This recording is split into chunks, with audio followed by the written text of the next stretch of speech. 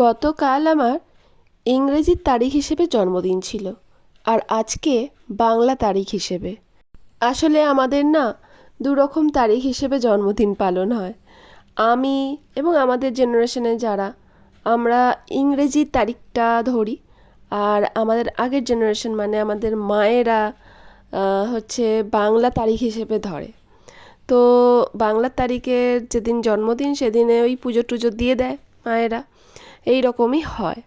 তো যেহেতু জন্মদিন ছিল আর গিফট পাবো না সেটা তো হয় না। তো আমি জানি কেউ গিফট দিক আর নাই দিক আমার বর তো অবশ্যই গিফট দেবে। তো আমাকে বলছিল যে কি ড্রেস নেবে না নেবে। তো আমি বললাম আমি অত অনলাইনে পছন্দ করতে পারবো না। তো ও 6টা ড্রেসই অর্ডার করে দিয়েছে। বলেছে যদি 6টা ড্রেসই তোমার পছন্দ হয় নিয়ে নেবে, না হলে যেগুলো পছন্দ হবে নেবে, বাদবাকিগুলো রিটার্ন করে দেবে। ঠিক আছে। তো এখনও পর্যন্ত মোট 4টে ড্রেস এসছে, তার মধ্যে আমার 2টো পছন্দ হয়েছে, 2টো হয়নি। তো এই যে এখানে 2টো নাইটি, যেটা আমার দাদা মানে আমার ভাসুর আমাকে গিফট করেছে। তো এই 2টো নাইটির মধ্যে একটা হচ্ছে শীতকালের পরার জন্য আর একটা গরমকালের জন্য।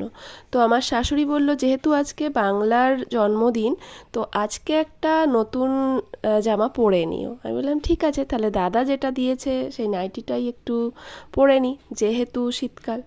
আমার না এই জন্মদিনে বেশ একটু সারপ্রাইজ গিফট হোক বা সারপ্রাইজ আমার খুব ভালো লাগে।